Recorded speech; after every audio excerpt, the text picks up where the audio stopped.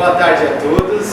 Boa tarde. Que a paz de Jesus esteja em nossos corações e possamos aproveitar este minuto maravilhoso que nos é dado no relógio da eternidade, para que estejamos saindo daquela nossa zona de conforto que ainda nos demoramos, para alcançarmos algo de melhor. E para alcançarmos algo de melhor, assim só o fará se tivermos a boa vontade, se tivermos realmente a decisão de irmos à frente, de buscarmos. E só poderemos fazer se estivermos fazendo em nome de Jesus. Pois Jesus é o caminho, a verdade e a vida. Só iremos ao Pai se formos por Ele. E se queremos ir para algum lugar, estejamos pelo Mestre, estejamos pelo ensinamento. Temos alguma dúvida? Vamos no Evangelho de Jesus. Lá está o mapa para seguirmos em frente. Não temos dúvida. Lá está a verdade que temos que seguir e que temos que trilhar. Todo o restante que nós assim achamos e vemos na humanidade ainda está restrito às nossas paixões, às nossas vicissitudes, ao nosso egoísmo. Mas a gente chega lá um dia, Se Deus quiser, a gente vai chegar lá. Vamos chegar lá e vamos alcançar realmente esse nosso patamar de evolução que é tão necessário para todos nós, porque a gente vai evoluir mesmo, para a eternidade.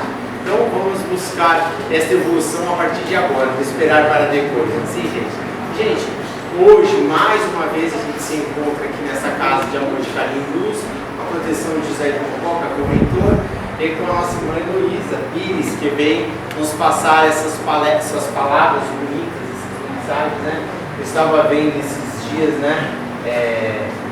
o Arthur Valadares, eu gosto bastante dele falar exatamente sobre isso. Ele é lindo, muito esclarecedor. Ele fala assim que nós não precisamos nos preocupar com a fisionomia de Jesus, como Jesus era, nós temos que nos preocupar com a mensagem que Jesus queria passar. É isso que é o mais importante. E hoje, gente, quem a gente traz aqui, Luísa Pires, que vai falar de quem? Jesus. Então fique à vontade, Luísa Pires. É nós, Deus e Jesus e a espiritualidade maior. Boa palestra para você. A alegria de estarmos aqui reunidos em nome de Jesus, nessa ocasião em que, queiram ou não, os pensamentos se elevam para Jesus, formando e elevando a atmosfera espiritual da nossa querida Terra. Mas quem foi Jesus? Ele escolheu nascer num ponto obscuro do planeta. Ele escolheu nascer entre os judeus, que eram, na época, o povo que mais respeitava a moral, que tentava modificar os costumes nos quais tantos esqueciam a finalidade da encarnação na Terra, que é evoluir. A família de Jesus, lembra André Luiz no livro Mecanismos da Mediunidade, era especial. Os pais de José Batista, a mãe Isabel, o pai Zacarias, eram tão especiais que Isabel já tinha idade, os anos haviam passado. Tem uma história que diz que ela estava cansada de não ser reconhecida como mulher judia, porque entre os judeus gostávamos muito que a mulher fosse mãe. E no caso de Isabel, isso não acontecera, segundo as informações dos vários pesquisadores. E de repente ela teve a notícia de que teria um filho, e nasce João Batista. E Zacarias, que duvidara do nascimento do filho, ficara mudo. Os anjos disseram: você ficará mudo até acreditar no que falamos. E quando nasceu o filho, Zacarias começou a falar. Enquanto isso, Maria também estava grávida, jovem, esperava o Messias prometido. As profecias sobre o Messias eram muitas, mas nós esperávamos entre os judeus um Messias rico, numa carruagem de ouro, com guerreiros que vencessem os romanos, que estavam cobrando altos impostos do povo judeu. E Jesus escolheu o quê? A humildade. Ele nasceu filho de operário. José era especialista em carpintaria. Jesus poderia ter escolhido nascer um imperador romano. Poderia ter escolhido ser um rico sacerdote judeu. Não, ele nasceu operário, exemplificou a lei do trabalho, trabalhou até os 30 anos na carpintaria do pai, mostrando a todos nós a importância do trabalho, e fez mais. Numa época em que a mulher era objeto olhado meio de lado, Jesus as recebeu como discípulas e fez mais. Recebeu Madalena. Alguns dizem que ela era uma mulher de vida muito livre, sem moral. Não podemos julgar. E segundo muitos pesquisadores, ela não era assim. Ela era apenas uma mulher instruída, o que na época não era bom. Era uma mulher que tinha dinheiro, que uma tia, alguns dizem que a tia que deixara ela com dinheiro, e ela fazia reuniões filosóficas, onde os homens iam discutir assuntos não comuns às mulheres. Mas não importa o que Madalena foi, todos temos no passado sombras e luzes. E não podemos, Jesus ensinou, no caso da mulher adúltera, atire a primeira pedra aquele que estivesse em pecado. E saíram todos, primeiro os mais velhos. Essa lição de Jesus, como a do trabalho, como respeito a homens e mulheres, como respeito aos humildes, Jesus podia trair os intelectuais. Alguns chegaram. José de Arimateia e aquele outro que não acreditava em reencarnação. Eu não compreendia, como é o nome dele? Nicodemos, obrigada. Nicodemos, que não acreditava em reencarnação, se encantou com Jesus e provavelmente começou a entender. Interessante que entre os judeus acreditávamos em reencarnação, mas misturando. A doutrina secreta viera dos séculos, mas estava mal compreendida por todos porque era escondida nos templos de pedra. E só os considerados especiais que a aprendiam. Jesus não precisou da doutrina secreta. Alguns dizem que ele andou entre os receios. Não, ele era mestre dos mestres. Ele conhecia a verdade, ele exemplificava. Às vezes, falar é fácil, mas como é difícil exemplificar. Como é difícil exemplificar a capacidade de perdoar. E Jesus comprovou na cruz: perdoai, Pai, eles não sabem o que fazem. Quem massacrado, espancado, inocente, puro, justo e bom, ficaria calado numa cruz ou lembrando de nos perdoar? Quem, naquela hora de dor, de decepção, embora esperasse tudo da nossa ignorância, lembraria da própria Mãe Maria? Porque ele sabia que os judeus perseguiriam a família dele. Ele não era bandido, ele não era revoltado contra Roma. Ele apenas havia apresentado ideias que desgostaram alguns sacerdotes, não tanto judeus. E, trabalhado, o povo que veio de madrugada era conhecido dos sacerdotes e queriam a revolução de Barrabás, e escolheram Barrabás. Os adeptos de Jesus, os auxiliados por Jesus, não sabiam que essa escolha seria feita durante a madrugada. Jesus, o corpo físico, ficou na cruz. Desapareceu. É um fenômeno que pode ser realizado pelos espíritos que crescem mais. Mas é claro que ele se expressava no corpo semimaterial que ele usara, que revestia, ele fizera tudo o que era necessário para fazer exatamente o nascimento dele como o nosso, na humildade desse grande espírito inigualável que veio à Terra. Maria, ela mostra, temos que recorrer à hora linda e triste, quando seu filho amado, seu filho querido, seu filho que realizou tantas curas, seu filho que sabia demonstrar amor, morre daquela forma, o corpo físico, e o espírito sai vivo. Mas ainda não havia prova de que Jesus não morrera. E Maria, com os olhos cheios de lágrima, enfrentou, lição do Evangelho, paciência e resignação.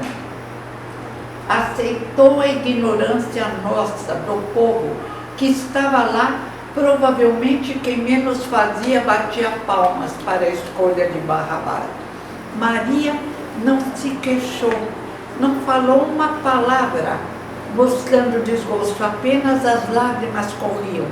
Elegantemente, ela demonstrou a paciência, a abnegação, a aceitação do que tinha que ser. Porque este desencarne de Jesus auxiliou que a voz dele se espalhasse pelo mundo todo. Hoje, diz o querido Augusto Cury, é o homem mais respeitado, mais documentado, mais na Terra. Como poderia um indivíduo numa região obscura, tendo aquela desencarne terrível, se espalhar pelo mundo todo e brilhar com tanta intensidade? E a cada ano que passa, as palavras de Jesus são comprovadas pela ciência oficial. Encantamo-nos. Por exemplo, na casa do meu pai há muitas moradas. Éramos tolos, achávamos que a Terra era a única no universo que ficava parada. O Sol é que podia girar em torno da Terra. Na Idade Média matamos aquele que diz que a Terra girava em torno do Sol. Éramos tolos, mas Jesus já disse a força do pensamento, comprovada pela ciência. Se tiverdes fé do tamanho de um grão de mostarda, nada vos será impossível. Direis este monte, passa daqui para lá, e ele vos obedecerá. Naquela época, era uma heresia, uma loucura falar dessa forma do pensamento. Achávamos que o pensamento era algo tolo, saía da nossa cabeça e acabou. Hoje a comprovação vem através de cientistas, neurocientistas que pesquisam e viram, através de máquinas fabulosas, a força do nosso pensamento.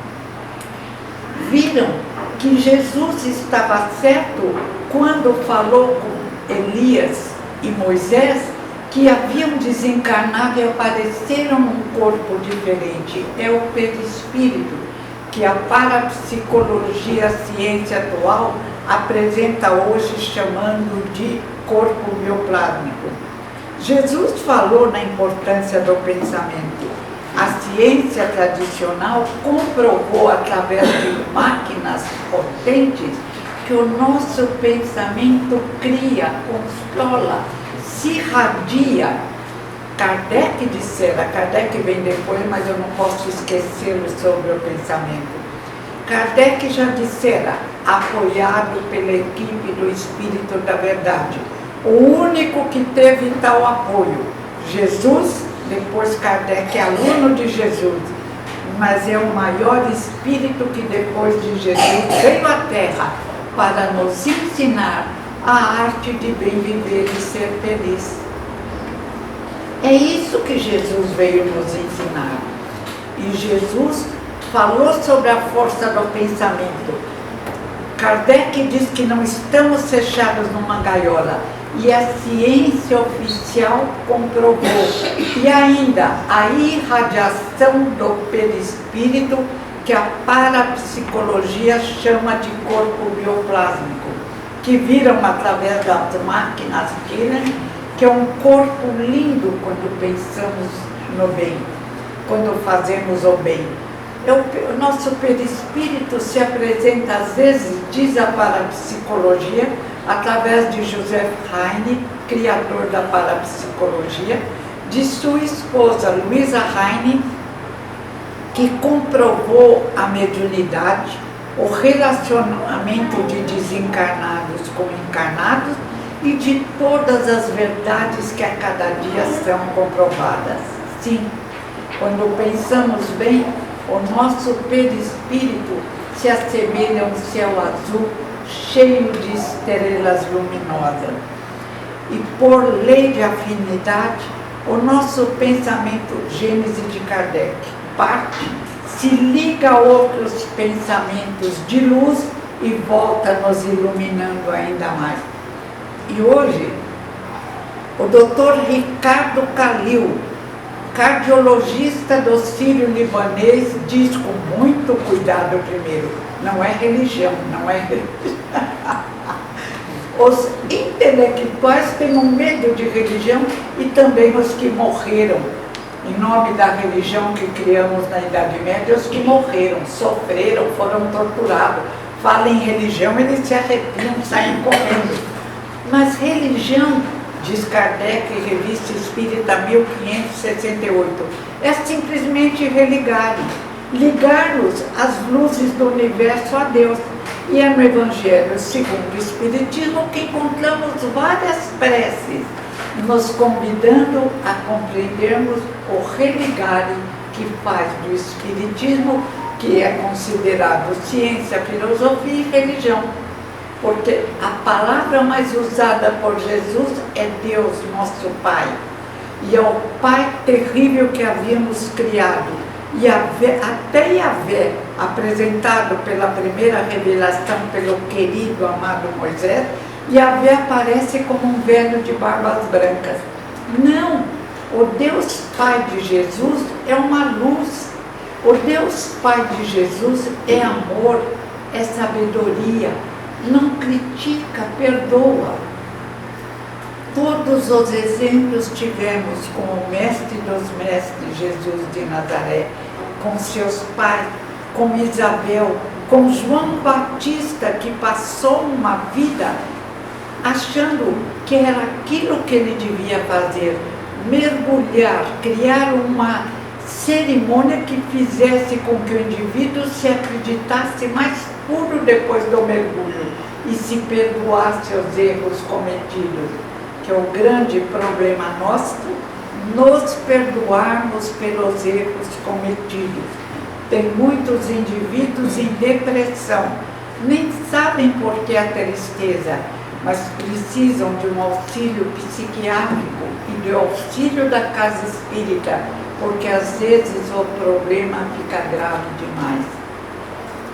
E outro fato interessante que eu não posso esquecer, que a ciência comprova. Além do perispírito ficar iluminado, o cérebro do indivíduo que pensa bem, que ora, que medita, fica iluminado. Quem diz esse absurdo? Um neurocientista, está na internet. Dr. Silva Costa, tem até o e-mail dele. Ele diz que não acreditava na oração, caçoava, principalmente de quem orava muito. Mas aí ele disse, eu não posso ser um tolo, olha o auxílio espiritual. Eu aprendi, cientista que sou, que para dizer que uma coisa é mentira, eu tenho que comprovar que é mentira. Então eu vou comprovar que é mentira, eu vou fazer pesquisa profunda e falar, olha, vocês são tolos, não acontece nada, é mentira. E ele, muito honesto, faz a pesquisa através dessas câmaras que vêm acopladas até a microscópios incríveis. E ele verifica algo que faz com que ele mude de opinião. Ele diz, quem ora, o cérebro se acende, se ilumina em luzes fortes. Quanto maior é a fé, há uma mudança total no organismo. O cérebro é violentamente irrigado, o que aumenta a massa do cérebro. Ficamos mais inteligentes E se a oração é honesta, também nos expressamos com mais amor. Abençoado Dr. Costa, que compreende a grandeza da afirmação de Jesus de Nazaré. E ele diz: agora eu faço 8 orações por semana. Eu falei: oh meu Deus, na minha idade eu vou fazer 20, 30, porque meu cérebro merece ficar lúcido e receber luzes e se transformar. E a ciência disse também, esse nome eu não guardei, mas é muito importante, que fazer o bem ilumina o cérebro. E quem recebe o bem, aí veio um puxãozinho de orelha, que às vezes quem recebe o bem fica aborrecido. Eu precisei desse favor, eu vi um caso desse com uma vizinha, tadinha.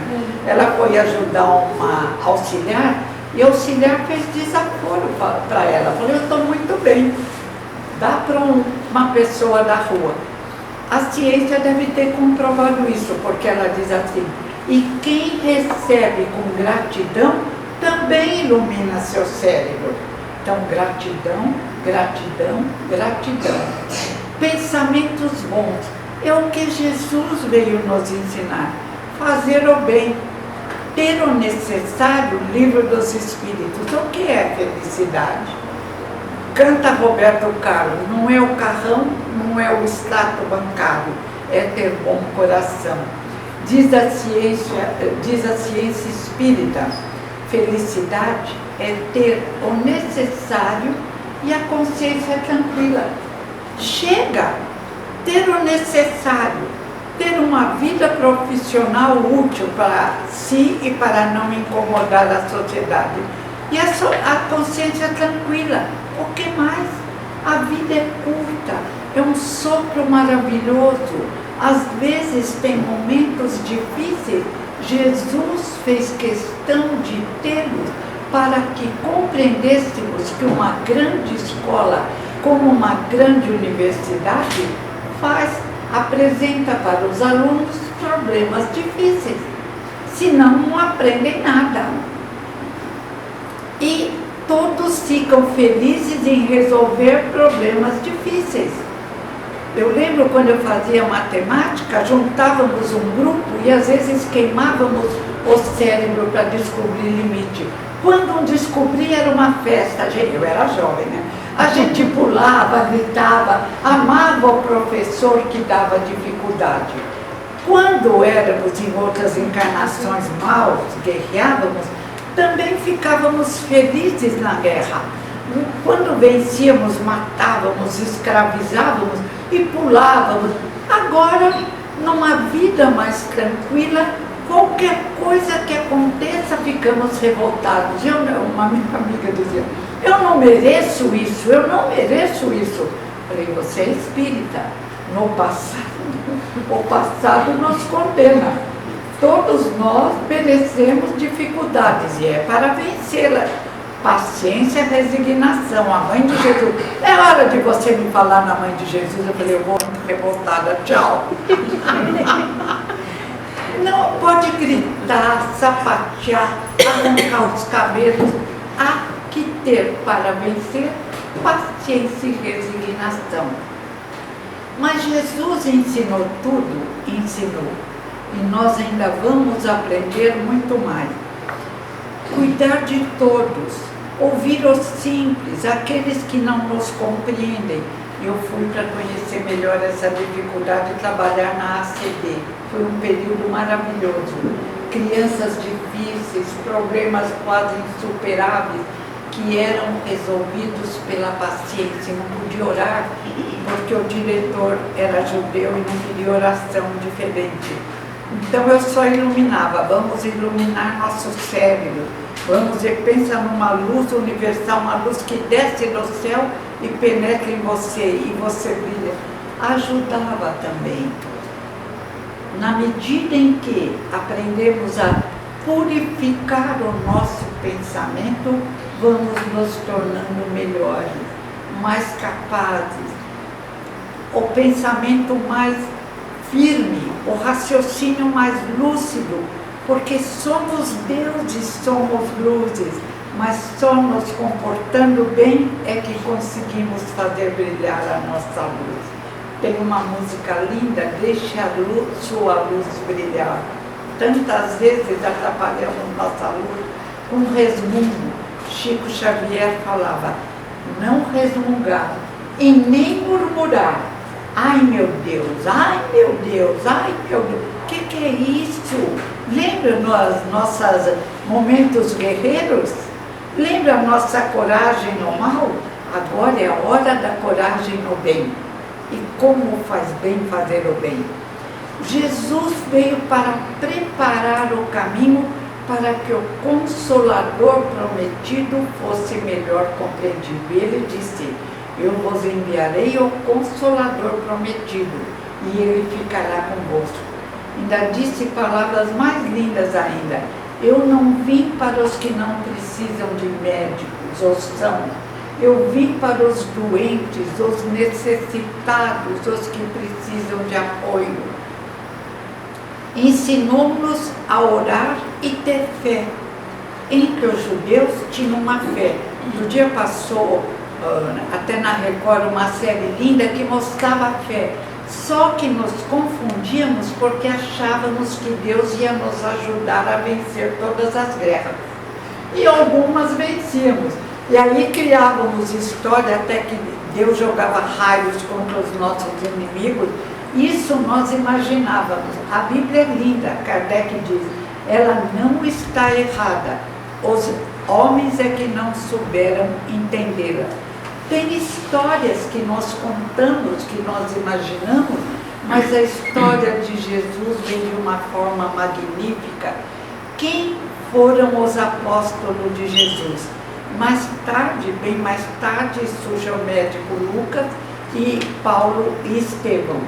Mas os iniciantes são pescadores, indivíduos simples, puros de coração, voltados para a pesca, alimentação do povo, que também tinham sua religião, que oravam e que se encantaram com Jesus de Nazaré.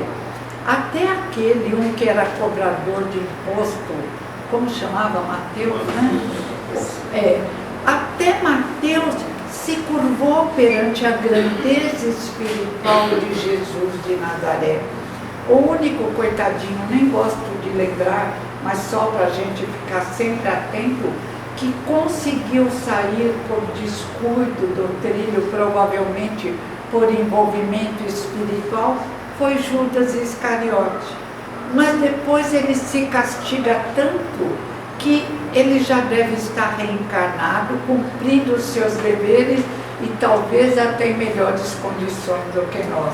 O livro O Céu e o Inferno diz que aquele que é mau, muito mau, que tem a força ou ímpeto de fazer realizar, pode, quando se transforma para o bem, e todos se transformam, ultrapassar a caminhada tranquila dos bons. E eu acredito nisso.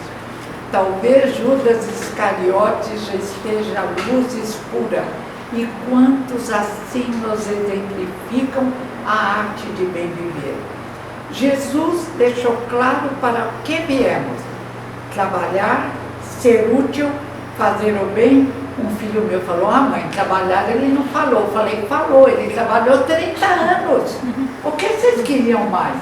30 anos na carpintaria do pai. Depois ele saiu para pregar. Mas a folha de trabalho dele, ele começou a aprender a profissão com 13 anos. Então, quem quer imitar Jesus, lembre de trabalhar. Em tudo ele exemplificou. E quando ele prometeu que mandaria Kardec, foi uma ousadia espiritual digna de um grande mestre. Porque como Kardec entraria no contexto se havíamos deformado as palavras de Jesus? Se havíamos criado um Jesus tão diferente do Jesus verdadeiro? Se havíamos criado, estávamos lá, hein?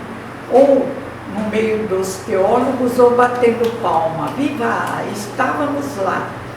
Mas podemos analisar sem jogar pedras, com tranquilidade. E outro certos costumes terríveis que tínhamos, através do tempo fomos depurando. Mas na Idade Média criamos um inferno terrível que, se existisse, eu desanimava. Um inferno que seria eterno. Se o pecado fosse grave, seria eterno. Nunca sairíamos de um caldeirão fervente. Com anjos de luz, isso é triste, nossa. Anjos de luz destampavam o caldeirão. Ah, ele está aí cozinhando, valeu? Viu, Mané? Perdeu. Quer dizer, era um absurdo tão grande e acreditávamos. E pior, criamos o limbo para assustar os pais. Os pais que não batizassem os filhos faziam os filhos ir cair no limbo. Um lugar, até o nome, um lugar meio estranho. Não tinha pai, não tinha mãe, não sei como aquelas crianças iam se dar bem lá, ficar lá talvez sofrendo, chorando. Como éramos tolos, como queríamos endireitar as pessoas através do grito, do terror, do medo. E essa não é a finalidade da religião, é o religar as luzes, é pacificar corações. É só lembrar que quem planta, colhe, quem não planta não pode colher. Aliás, pode-se plantar espinho, colhe espinho, mas vamos plantar rosas e colher rosas. No coração dos nossos filhos também. Hoje, alguns pais, quem lembra é Ana Beatriz Barbosa, num livro muito lindo, se esquecem de conversar e educar os filhos. Alguns pais acham que eles se educam sozinhos através dos computadores e podem destruir a vida dos seus filhos, que podem entrar nas drogas, voltar a vícios do passado, a defeitos dos passados. E o relacionamento de Jesus, o pai e a mãe, era belíssimo. Ele respeitava os pais e a mãe e o pai os respeitavam. Quando Jesus se perdeu no templo, uma mãe moderna chegaria gritando: como? Você não sabe que nós viemos e que estávamos indo embora? O que você está fazendo aí? Ela serenamente falou: filho, estamos indo embora, vamos. E ele diz: mãe, estou atendendo aos interesses do meu pai. Educadíssimos, elegantíssimos, educamos através do amor. E Chico Xavier já pede, num dos seus livros: mães, não entreguem seus filhos à tecnologia. Olha, há quanto tempo Chico desencarnou e já fez esse pedido? Porque realmente hoje estão entregando as crianças aos computadores que têm atalhos escuros, pessoas perigosas, até adultos idosos caem nos golpes preparados por esses indivíduos. Então vamos observar os olhos dos nossos filhos. E Ana Beatriz Barbosa aconselha: conheça os amigos do filho e, caso necessário, mude de amigos. Conheça o que ele vê no computador. Devia ter um sistema de impedir programas obscenos, programas que indivíduos desequilibrados vão procurar crianças. Chegaremos lá. O Consolador prometido pareceria que demorou a chegar, mas nós demoramos 2000 anos mais para começar a compreender Jesus e ainda não conseguimos praticá-lo. O amor de Jesus era tanto, o respeito de Jesus era tanto, ele só ficava firme com aqueles que enganavam o povo. Como ele disse sobretudo a Caifás: ai de vós, sepulcros caiados por fora e cheio de podridão por dentro. Os publicanos e as meretrizes entrarão antes do que vós no reino dos céus. Mas ele dizia sempre: deixai vir a mim os pequeninos. Perdoou Madalena. Discute-se ainda o que ela era, só não era esposa de Jesus. Os homens querem fazer todos iguais. Jesus não tinha os impulsos entre trilhões de planetas o planeta Terra não é exemplo de nada. O sexo é lindo no planeta, no respeito, no amor, na possibilidade ou não de ter filhos. Mas não podemos considerar o sexo nos trilhões de planetas. Outras expressões dessa energia luminosa, forte, que permite na Terra, no nosso estágio de evolução, magnificamente a perpetuação da espécie. Estava acima de todos nós, gente. O que é isso? Ainda ontem eu vi, porque Jesus casou com Madalena, porque não houve nada disso. Nenhum dos discípulos dele fala isso, e falariam se fosse verdade. A ligação era de pai para filha, de irmão mais velho para irmã mais jovem. É preciso entender aquilo que vemos, não como raciocínio amesquinhado pela visão apenas da Terra, lembrando de trilhões de planetas iluminados que estão em condições de também nos iluminar. O Consolador prometido deveria vir, mas como? Se havia tanta confusão, se Nero matara centenas de cristãos que, rosto estragado, no circo ficavam batendo palma, rezando para que os bichos comessem os cristãos. Que importância tinha deixar os cristãos se expressarem como tal? Apesar de tentarem acabar com o cristianismo, forças encarnadas e forças desencarnadas, o que Deus quer, Deus é o dirigente supremo, acontece na Terra. Primeiro houve Martim Lutero, um frade que ficou bravo quando aumentamos muito o imposto da oração. Tinha que pagar muito caro para a oração, tinha que pagar caro por qualquer missa, e Martim Lutero disse: não, chegou. Eu não admito isso. Era um homem frágil, mas teve o apoio do imperador, acho que era Frederico, e teve o apoio de toda uma espiritualidade, e Martim Lutero venceu. E foi apoiado pelo querido Erasmo de Roterdã, que era cauteloso. Martim Lutero era atirado. Ele pensava uma coisa e fazia. Se eu matasse, matava, ele nem ligava. Mas Erasmo andava devagar, analisando tudo.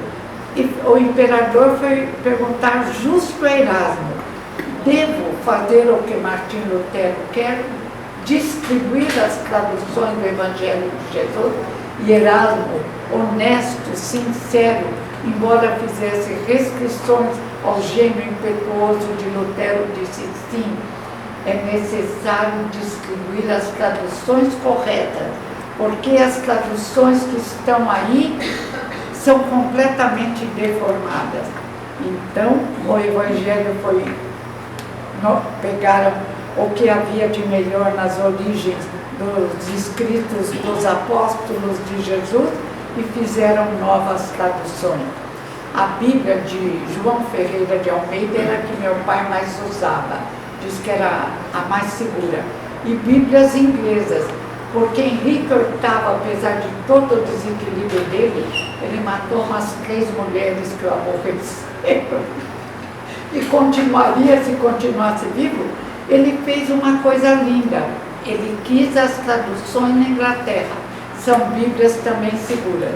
Bíblias que criticam o Espiritismo, Bíblias que apresentam o inferno eterno, já não são dentro da segurança que, graças a Martim Lutero, tivemos no nosso querido planeta. E foi, diz meu pai Herculano, como se Martim Lutero derrubasse uma porta naquela barreira que criamos de concreto e pedras incríveis que impossibilitava a abertura para que a deformação do cristianismo continuasse na Terra. A abertura permitiu a vinda de Kardec. O Evangelho de Jesus voltava em toda a sua segurança e em toda a sua beleza. E se inicia a luta de Allan Kardec contra aqueles que não queriam a vitória do Espiritismo, inclusive muitos desencarnados. Encarnados e desencarnados, caminhamos juntos de acordo com a nossa afinidade. Existem desencarnados no nosso estágio da Terra, querendo que a Terra continue dominada pelo mal. Mas o trabalho foi sendo feito. Kardec, Amélie, Gabriela e Boudet, muito esquecidos, os espíritas têm que lembrar o trabalho da querida Amélie Boudet, uma espírita, uma mulher acima da sua época, era pedagoga, era escritora, tinha vários livros aceitos pela Academia de França, tinha um instituto para lidar com crianças com dificuldades várias, inclusive vícios morais. Ela e Kardec foram elogiados por esse instituto que cuidava de crianças com dificuldades várias. Ela era 9 anos mais velha do que Kardec, mas Canuto de Abreu e Calçone diz que ela era tão mais bonita, se apaixonaram por Amélie Boudet. Canuto de Abreu diz, na comemoração do seu 50º de casamento, ela estava linda, com uma roupa azul, não sei onde ele pegou os dados, até a roupa de Amélie, ele diz, uma roupa azul e joias em prata e ouro. Não havia, ela parecia muito mais jovem do que Kardec. Ainda, para mostrar aquela paixão, ele disse assim, Kardec já era tipo de alemão, era um pouquinho só mais alto do que a Amélie, tinha muitas verrugas, que ele escondia com costeleta. A Amélie não tinha nada a esconder. Não importa, ela foi tão esquecida que essa homenagem eu gostei muito, mas ri muito também. Falei, até as costeletas de Kardec, quando ele viu que era para esconder verrugas. Se fosse, teria verrugas no nariz, no queixo. Mas o trabalho de Kardec e Amélie Boudet foi excelente. Os dois foram caluniados, perseguidos, e Kardec firme. Como ele se convenceu? Ele disse, começou o fenômeno com mesinhas que caminhavam, que dançavam, que seguiam alguém para deixar um recado. E Kardec virou brincadeira. Ou eu vou casar, ou só bobagem nas reuniões festivas. Kardec não queria nem ver essa brincadeira, mas um amigo dele, calmo, honesto, o primeiro foi com muito entusiasmo, Kardec pôs o pé atrás. O segundo foi calmo, falou, não, está terrível, não sabe fazer perguntas, só pensa em bobagem, pode ser que isso se transforme em algo melhor. Kardec foi ver, se não me engano, é o senhor Fortier, que é muito sério. Chega lá, ele muda o teor das conversas, ele faz perguntas sérias. E 3 meninas respondem de uma forma que às vezes supera até o que ele esperava daquelas meninas. E ele diz, eu tenho que acreditar, as mesas não têm cérebro nem músculo, e se mexem, andam, e colocavam um copinho, um copo e leite, e as mesas se comunicavam. Depois inventam processos mais fáceis, e a doutrina vem. Kardec fazia parte de 2 academias de ciência. Quando ele publicou o Livro dos Espíritos, como havíamos criado uma lei condenando qualquer educador que não desse a religião segundo nossa expressão religiosa, que era o catolicismo, que é lindo, que nos ajudou, mas que não podia não respeitar os outros que tinham outras religiões. E Kardec, quando publicou o Livro dos Espíritos, ele trabalhava como contador em 3 empresas, de 3 irmãos. Os 3 despediram Kardec, porque falaram, ele ficou louco. Imagina agora defender até dança das mesas e apresentar essa doutrina maluca que ele está apresentando. Kardec não se preocupou. De outra vez, o tio de Kardec, o pai dele havia sumido, creio que foi na Guerra da Espanha. Ninguém sabe, ele sumiu numa guerra. E a mãe e o irmão da mãe educaram Kardec, mas levaram para Pestalozzi. Interessante que Kardec foi educado no castelo de Pestalozzi. que era um protestante que ensinava fraternidade, amor à natureza, que não impunha a sua própria religião, que dava uma religião geral. Lindo, querido Pestalozzi. E ele considerava um indivíduo bem educado o que faz o bem, o que respeita o próximo, bem dentro da educação apresentada por Jesus de Nazaré. E Amélie adorava Pestalozzi, tinha vários livros de Pestalozzi. Eles se encontram, alguns dizem que foi por acaso, outros dizem que houve um convite. Mas por acaso ou não, os saraus onde se discutiam essas coisas eram comuns a todos. O importante, Amélie declamou uma poesia linda da sua autoria, segundo Calçone. Já o outro biógrafo diz: eles se olharam, Kardec pediu que fosse apresentado a Amélie e o namoro se iniciou. Eles se conheciam do passado. Entre os druidas, Amélie deve ter sido sacerdotisa druida e Kardec era sacerdote. E Kardec, na revista Espírita, diz: druidismo e espiritismo são a mesma verdade. Casaram, não tiveram filhos, consideravam seus filhos seus alunos. Amélie escreve cartas lindas para suas alunas como mãe, foram muito felizes. Kardec desencarna por causa de um aneurisma, ele trabalhou demais, se desgastou para espalhar o espiritismo, fazia viagem. Quando ele viajava, quem ficava na Sociedade de Estudos Espíritas de Paris? Amélie, Gabriele Baudet, que dirigia. Aí quiseram apagar a Amélie, não sei porquê. Linda, graciosa, como dizem Canuto de Abreu e outro senhor. Amélie Gabriele Baudet, eles tinham um secretário, e existem cartas de Amélie contando para Kardec, quando ele viajava, ia ver como estava o movimento fora da França, se encantava. E cartas das pessoas. Então, graças a esse casal maravilhoso, tivemos um exército de luzes para chegarmos até onde estamos. Agora a caminhada está fácil. Ler Jesus, compreender Jesus, praticar Jesus. Ler o Consolador Prometido, compreender Kardec, praticar. Não tentar corrigir Jesus, absurdo. E também Kardec foi indicado por Jesus, seria um erro de Jesus. Respeitar o trabalho de Kardec, só ele teve assessoria constante da equipe do Espírito da Verdade. Ninguém mais teve aquela assessoria. Então, a nós cabe estudar, compreender, praticar. Não é fácil, mas lembra o Dr. Calil, perdoar para que o corpo físico funcione bem. Perdoar porque a mágoa forma coágulos que podem entupir artérias ou penetrar em regiões que causem a morte.